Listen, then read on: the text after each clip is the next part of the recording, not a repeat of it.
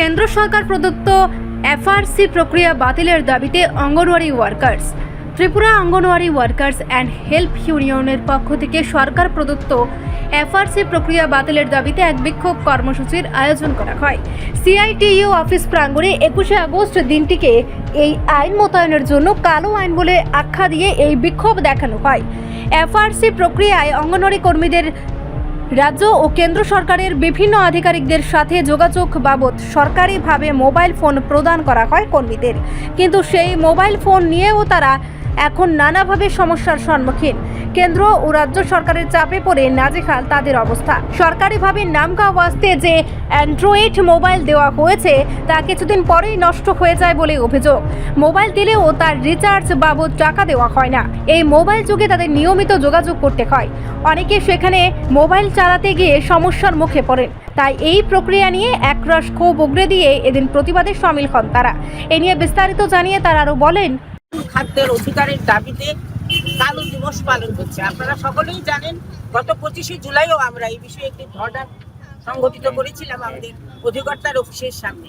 ভারত সরকার এমন একটি ব্যবস্থা গ্রহণ করেছে যে ফেস রিকগনিশন সিস্টেম, অর্থাৎ শিশুদের মুখের ছবি পাঠাতে হবে, সেই ছবির সঙ্গে ছবি পাওয়ার পরে তার ওটিপি পাঠাবে কন্ট্রোল রুম থেকে, গার্জেনের কাছে ওটিপি যাবে, যদি তা মিলে কেওয়াইসি থাকে তাহলেই শিশু খাদ্য পাবে। আমাদের রাজ্যেও প্রায় 1,500 শিশু খাদ্য পাচ্ছে না। আমরা যখন 25 তারিখে ডেপুটেশনে গেছিলাম তখন আমাদের বলেছিলেন যে আমাদের রাজ্যে যেহেতু নেট ইত্যাদির সমস্যা আছে, সারা ভারতবর্ষেই আছে, আমাদের রাজ্যে যেহেতু বেশি, আমরা কোনো কড়াকড়ি করবো না এই বিষয়টা নিয়ে।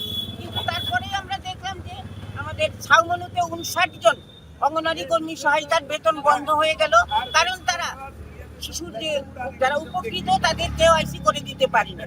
একদিকে তো নেট নাই, উপরন্তু কেওয়াইসি করার জন্য সারা দিন এই গরিব অংশের মানুষ বসে থাকতে পারেন না, তাদের রুটির প্রশ্ন আছে ইত্যাদি বিষয়ের কারণে তারা করতে পারেন। পরবর্তী সময়ে যদিও আমাদের সংগঠনের তরফ থেকে ডেপুটেশন দেওয়ার পরে তাদের বেতন রিলিজ হয়েছে। ত্রিপুরা রাজ্যের সরকারও এই বিষয়টাকে চাপিয়ে দেওয়ার জন্য একদম উঠে পড়ে লেগেছে। আজকে যখন আমরা সারা ভারতবর্ষের কর্মসূচির সঙ্গে যুক্ত হয়ে আমাদের রাজ্যেও এই কর্মসূচিটা করতে চাইছি, আমাদের বিভিন্ন মহকুমাতেও এই কর্মসূচি করার চেষ্টা আছে, তখন আমরা দেখলাম যে আমাদের এই জমায়েতটাকে যাতে আমরা করতে না পারি, সেই জন্য আজকে যে সেমিনার হয় 4 তারিখে 5 তারিখে এফআরএস নিয়ে আজকে তারা 21 তারিখে সেমিনার ডেকে দিল। এফআরএস আজকের মধ্যে করতে পারবে বলে আমরা জানি না আমাদের অঙ্গনওয়াড়ি কর্মী সহায়িকারা কোনো যুদ্ধক্ষেত্রে কাজ করছেন কিনা, কারণ রাত্রি 8টার পরে তাদের কাছে হোয়াটসঅ্যাপে মেসেজ গেছে যে কালকে এফআরএস কমপ্লিট করতেই হবে, অর্থাৎ আজকে 21 তারিখের মধ্যে এফআরএস এর কাজ শেষ করতে হবে। যে বিষয়টা আমরা প্রত্যাহার চাইছি, কারণ এই এফআরএস পদ্ধতি চালু হওয়ার পরে আমাদের দেশের কোটি কোটি শিশু এই খাদ্যের অধিকার থেকে বঞ্চিত হচ্ছে। এই এফআরএস পদ্ধতি খাদ্যের অধিকার আইনের বিরোধী একটি ব্যবস্থা। আমাদের নেতৃত্বরা, আমাদের যে সমাজ কল্যাণ ও নারী ও শিশু কল্যাণ মন্ত্রী আছেন অন্নপূর্ণা দেবী দিল্লিতে, তার সঙ্গে সাক্ষাৎ করেছেন, তাকে বুঝিয়ে বলার চেষ্টা করেছেন। তিনি কনভিন্স হননি এমনটা নয়, কিন্তু এই মুহূর্তে এফআরএস বন্ধ করবেন এবং শিশুদের খাদ্যের ব্যবস্থা সুব্যবস্থা করবেন এমন কোনো গ্যারান্টি উনি দেননি। আপনারা সকলেই জানেন যে ভারতবর্ষে অপুষ্টির অবস্থা কি, অর্ধেক শিশু অপুষ্টিতে ভুগে, তাদের রক্তাল্পতা আছে, তারা বাড়তে পারে না। আর পুষ্টি প্রদানের একমাত্র প্রকল্প, সারা ভারতবর্ষে একমাত্র প্রকল্প অঙ্গনওয়াড়ি এবং এই বিকাশের প্রকল্প, আইসিডিএস প্রকল্প। এই প্রকল্পের এই কর্মসূচিটিকে তারা নানা কায়দায় বন্ধ করে দিচ্ছে। প্রতি বছর বাজেটে টাকা কমাচ্ছে, পুষ্টি প্রকল্পের টাকা আসছে না, এগুলি তো করছেই। এখন একটা টেকনোলজির সাহায্য নিয়ে এই ব্যবস্থাটা কায়েম করতেই হবে।